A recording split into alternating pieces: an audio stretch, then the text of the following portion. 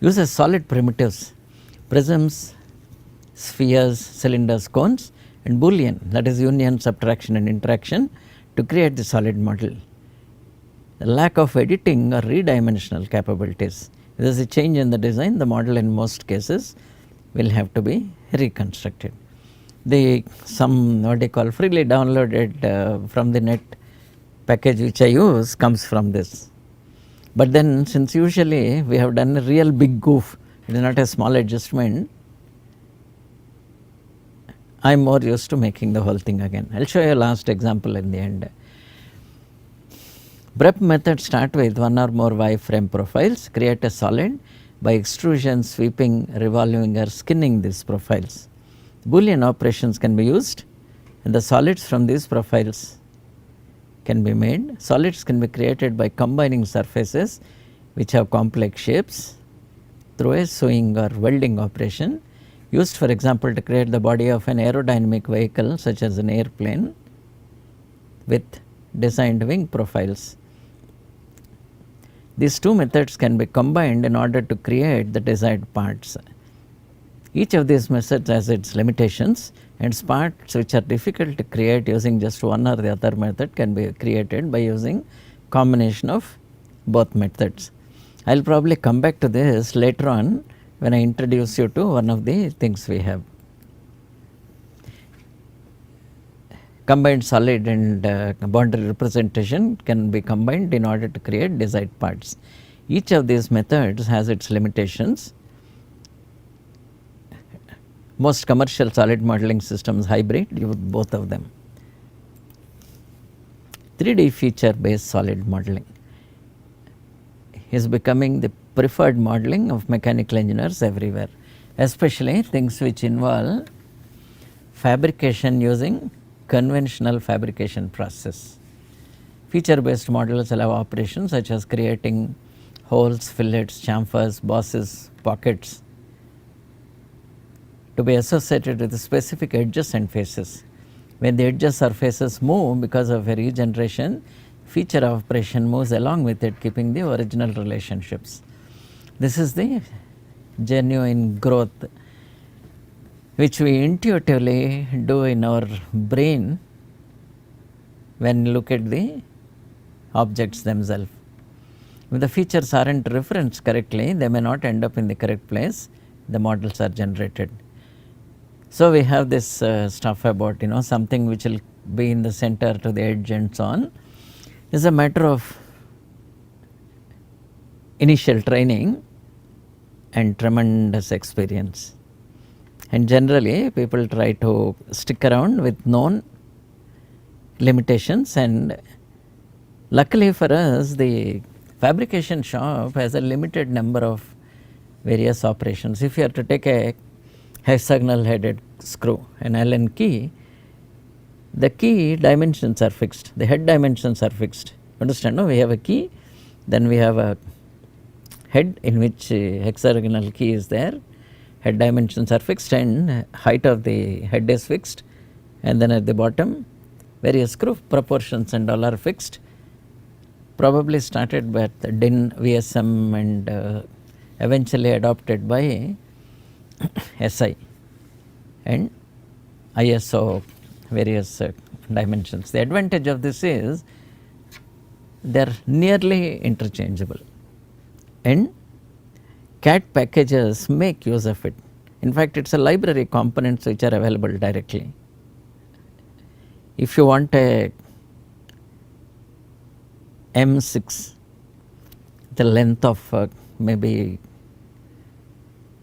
24 mm, the whole set is available, downloadable from the internet and sometimes built into the packages.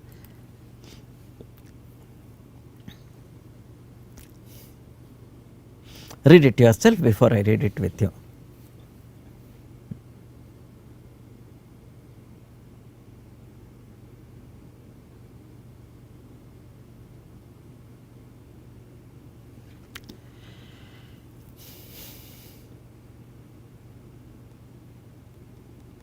So you see here parameters related to any primitive can be associated with it. So, two ways: bidirectional, that is, if you want you can edit it and automatically things get updated. Alternatively, if instead of you are typing in the dimensions, if you modify something there, the dimensions get changed.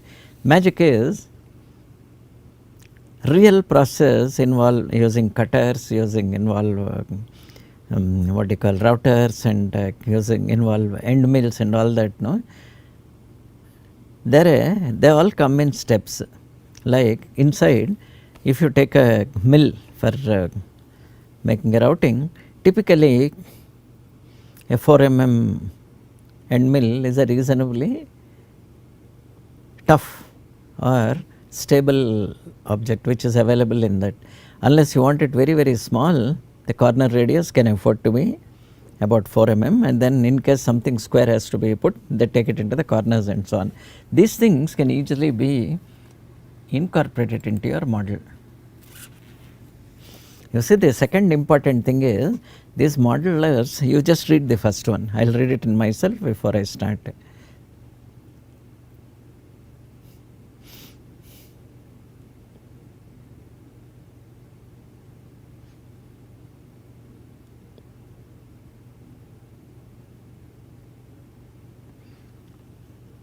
So, the first para talks about which is the best part by simply adjusting the model parameters and regenerating the part. So, several of these parametric based now have a beautiful history. Only when you make a what do you call, when you attempt to use and make a piece, you will understand. Somewhere you would have made a starting point saying, in our case of electronics, I will say I have started with locating a connector on one side of a enclosure, and then I have put a printed circuit board which comes near it. Now you see there is a chance of something attaching with each other. If there is a way, if I tie up these things, I can avoid the unintended interference within these objects. So, all I need to do is now I lower or higher, change the PCB height. Similarly, I can change the connector position, and then other things related by it can be made to update themselves automatically. You see here, some of the parametric modelers allow constraint equations used to construct relationships between parameters. If several parameters require the same value or a certain depends on the values of several others, these relationships are always correct. So, unless you face it and try it, this high level of generalization and abstraction probably will not make sense to you. One example, one very small example I can give you is, which is not really the crux of it, is, let us say you start your program by using 3mm screws and cheese head screws. And then we know that 3mm cheese head screws have probably a washer, and then there is a spring washer associated with it. If you correctly tie up all these things, we suddenly find out that for some reason you need more space. You can reduce the size of the washer and then associate things like if you have a counter bore, all of them can be taken care of. Alternatively, if the material, especially if it is plastic and all that, is likely to fail, you can increase the size of the washer and then make sure related buses and all get updated automatically. There is just one lone instance or anecdote I am trying to tell you. I am not claiming that this package will do it automatically, but in the case of mechanical things like bearings and all that, it does work. It looks very easy as to how to select a bearing. Go to the catalog and select it. Only when you actually physically try a object, then you will notice that there are constraints.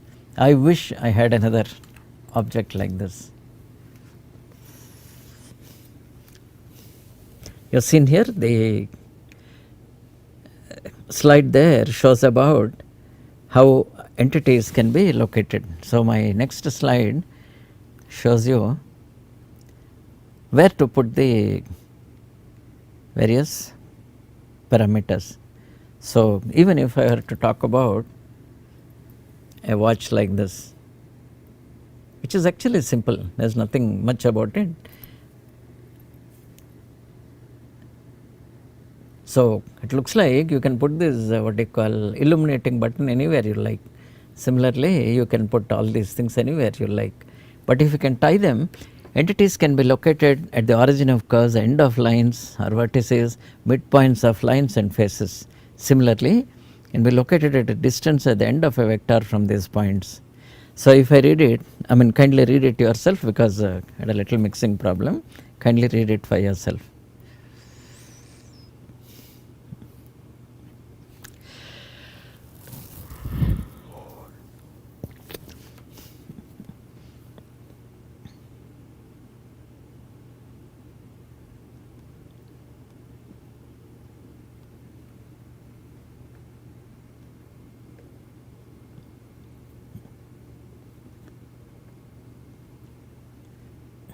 So in the first para last line insists that if you can have things which are parallel, tangent to something or perpendicular. So if you are talking about a belt drive, it looks simple. If you want to increase the torque, reduce the pinion. If you want to increase the speed, same way, reduce the pinion, and then it's possible to do this. But then what happens to the length of the belt? And then if you keep the belt constant, maybe center distance can alter the items. So you see here the second para talks about is efficient working with designs which undergo dimensional changes rather than gross geometric ones. Next slide.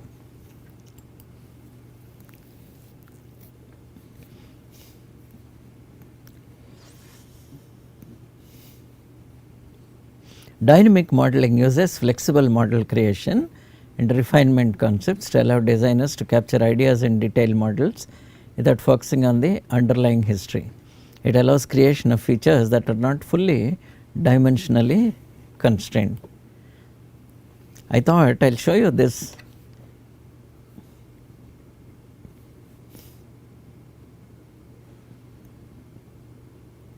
Me being a mechanical engineer, I'm very easy for me to create such objects. You see here, this one is a little like a hinge, except there's something very special about this hinge. Sir, can I have the main camera?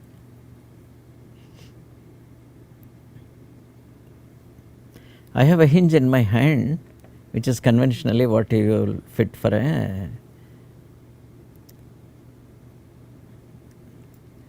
what do you call a box. So this hinge, sir, can I have the camera? I have a hinge here which is a small, I mean it's by no means small because it seems to measure around 30 millimeters. It has a little problem that it goes back unspecified length. See, it goes back by an unspecified. I wanted to stop here. Similarly, I wanted to stop here after it goes here. So I went about trying to make a hinge, which that animation you have seen.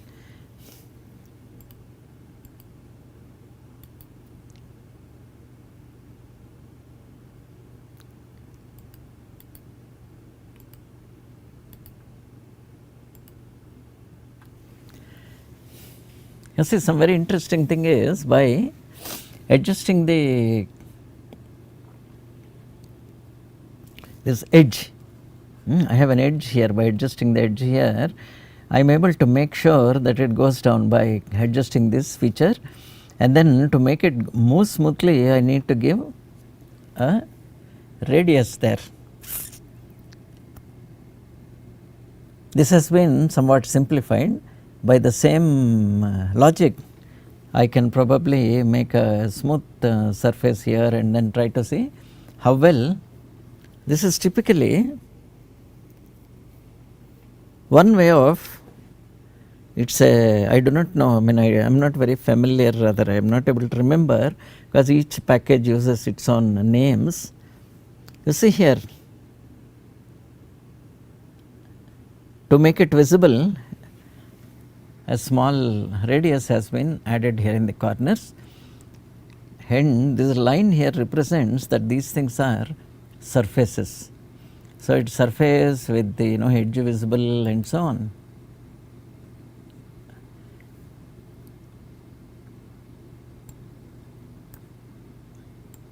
But in the engineering view, you will notice that dimensionally it will be perfect, but for you to understand or make the object, it is not that easy. But when I am talking about how this geometry, how it fits and all that, it does make sense. So, this is where various types of operations have been done.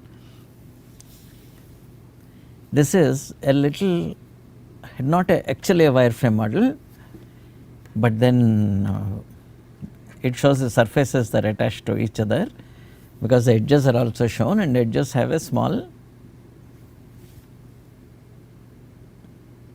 radius built into it or a fillet built into that will ensure that will be visible. See this here, this is not the actually real original object. A small radius has been made here such that it can be done, and then you see other extreme how it stops here.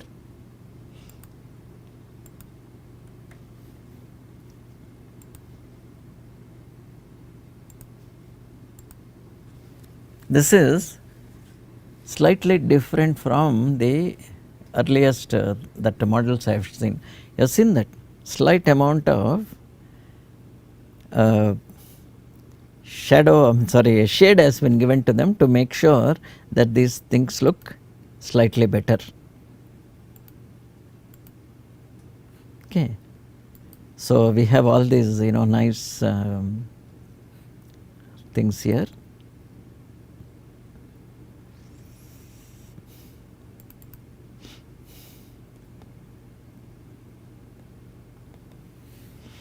I am trying to load up the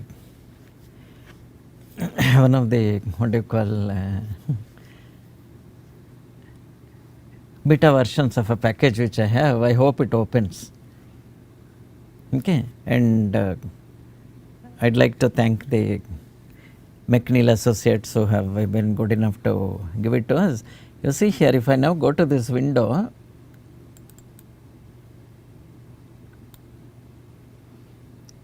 something very nice can be done. I can see it for every view, how it fits, whether there is an interference here in the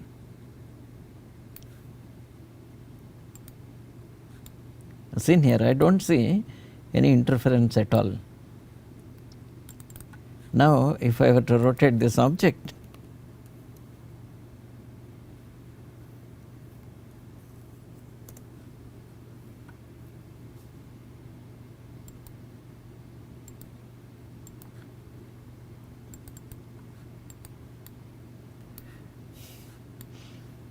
see here, there is a clear gap here by which things move smoothly. Then I said, me being a mechanical person, I get thrilled that these packages are able to do these things for us. So, we have huge number of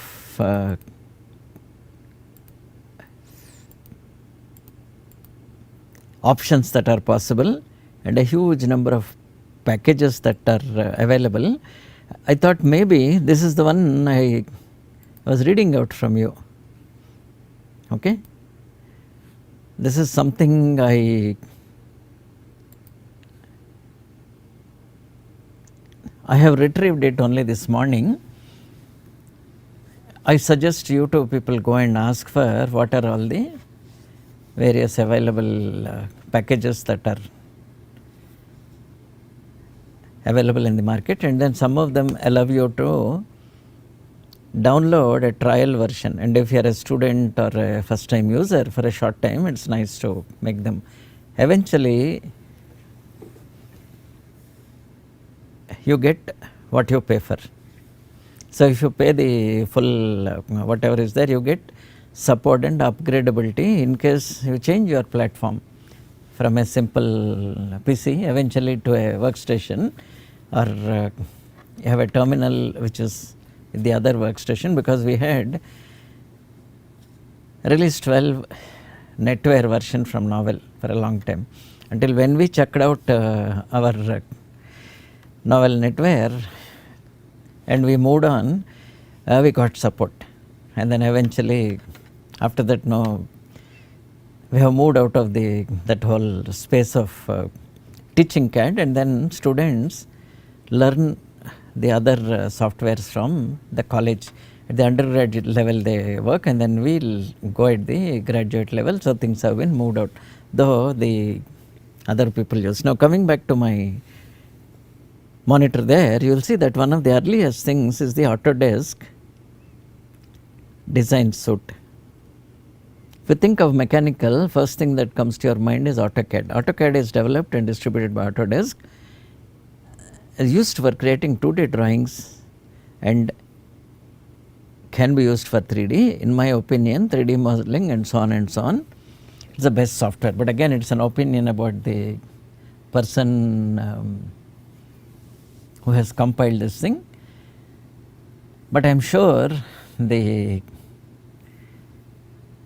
people who are familiar with it continue to use it, and then they export including a solid model. They start here, export it to a package there, and then you will be able to build on it from there. And then even now the Autodesk DWG, DXF and IGS formats, and especially DWG starting all the way from release 12 to I think 2000 and all that, have almost become industry standard and generic. So whenever you go somewhere, you can see save as, you will find the particular thing to save. Later on,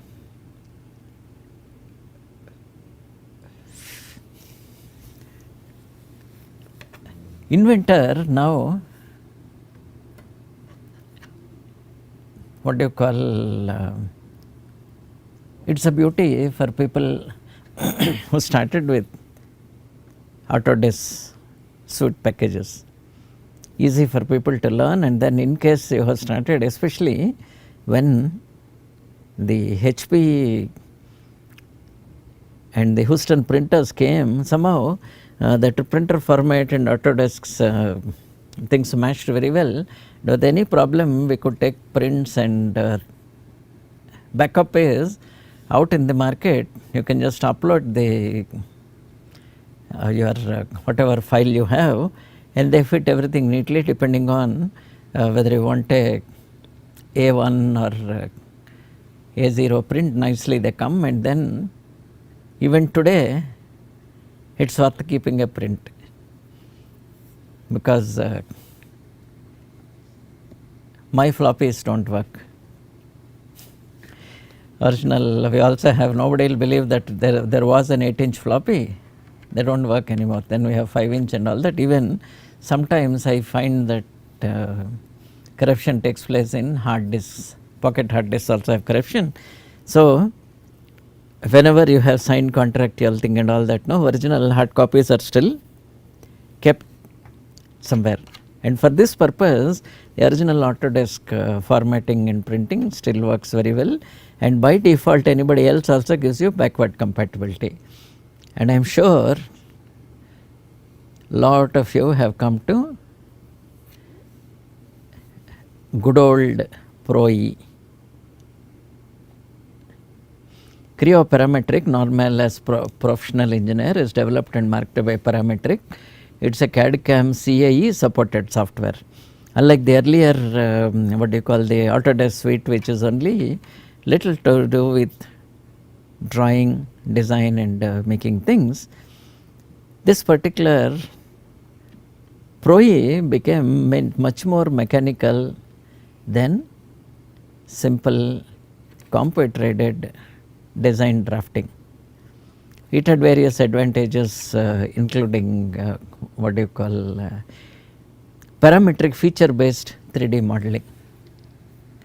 So, if I have a square cutout, what will happen to the corners? Have a beautiful opening. What will happen to the 3 edges? What will happen to the inside edge? And what will happen to the corner of 2 edges and then 2 edges meeting here? These things are taken very, very well in Pro E. Best probably, while I have not used it, I have seen my students and fabricators use it. They seem to understand this well. But parallelly, both Siemens and Dassault came out with their own fantastic software. Dassault's CATIA competes with Pro E as well as AutoCAD's other suite, especially as they have written here, Inventor, particularly used in industries where rich surface modeling is needed, such as aerospace and automobiles. When you are talking about surface modeling, a thing like a mouse is simple compared to an automobile, where even a thing like your front fender is a big issue. And then aircraft, we need not tell you about how complex it is. And finally, in relation with aircraft and automobile, things like a front dam for keeping a Formula car down, it's special. Aircraft has flexibility and what do you call surface transport has flexibility, but when you are talking about the spoiler and we are talking about this dam and various things, that is really something. They keep the drag coefficient down, and while we talk about lift to drag, surprisingly it is the other way in the case of surface transport at high speed. Instead of lift, we want a clamping down force. As a technical word for it, which I am not able to think about. So, CATIA was born out of this requirement by the Dassault people. I do not know how to pronounce these words. Put up with me, or rather my accent. Siemens and Unigraphics solid edge are inseparable. So much so that our undergraduate program in the place in Bangalore, all colleges teach either solid edge or SolidWorks from their I think second year of engineering studies. I am happy, or rather, well, I am not apologetic for it. I am proud to say I cannot work with these packages as well as the students. Students have started, learned it young, and then without too much effort, they are able to make really complex solids. Seen that? So, anything I want to make here, most of the majority of things which have been presented, are going to be presented, have been made by my graduate students who, when they were young, like when they were 19 years old, they started with either Solid Edge or SolidWorks. Works beautifully. And one of these, the SolidWorks, I think now has fantastic sheet metal capability. So, all that which I have shown you about how to add a bending allowance and then how things interfere with each other, how to make notching, all these sheet metal works are available in these packages. So, what looks simply as a some general talk about CAD, you will see that CAD has come to a very, very forward place. Well, at one place, as I said, things like mold flow analysis and things like in the case of aircraft, we have analysis about drag and lift and all that. Same way in sheet metal, tremendous amount of progress has been made. If you can make the start with an original drawing, there is a shell command which will make things into a thin shell, and then you can bend things, you can make, which can be used for any other thing. So we have so many of these, Ashlar, Vellum, 2D, 3D CAD software. Then these bottom ones, I have not used all this, but then if you go, we have a few things like the Google's SketchUp. I am not very good at it. So SketchUp is developed and marketed by Google. Pull, move, fill, combine techniques and so on. I suggest you go to this Google's place, and then we have so many of them. So I will go back here again on top. So we have the Ashlar Vellum. It has a huge mechanical parts library and parametric modeling. Similarly, 2D mechanical, which are easy to learn. The very complex things are a little difficult to learn, but the ones you learn, you can manage very well. As you go down, SketchUp is available. Any of you who are just curious about it, you can try this SketchUp. Then we have FreeCAD, open source, parametric 3D, and this is probably, we have come to the end of this listing of the various packages. My suggestion is, please go back to the net and then try one more time what are all available.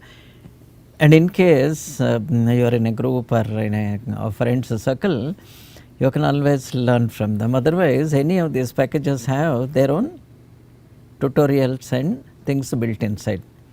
And some of you can afford it and do not have time, can probably join a class where they teach you the fundamentals.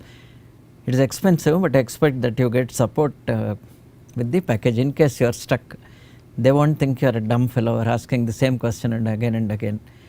So you can get help from them. Otherwise, I am sure several of you intelligent, in fact most of us don't read the instruction manual anymore. I will end this talk with the thing, if nothing else works, read the instruction manual. So in our case, if nothing else works, keep trying or get onto a blog, and then you will get information about how to attach surface characteristics, how to give a bump or a texture file to a surface, how to adjust the lighting and all that, which is actually beyond this, except that I wanted to introduce you, saying you try to make this. If you see, one of the GIF animations was created using some solid modeling software, and it is done in a very crude way. It does not use proper animation things. So it was stored with every 15 degrees something was rotated and we ran through it. If you have a proper animation software, you can probably have a handle and make things move and see how well things move. So thank you. If nothing else works, keep trying. Thank you.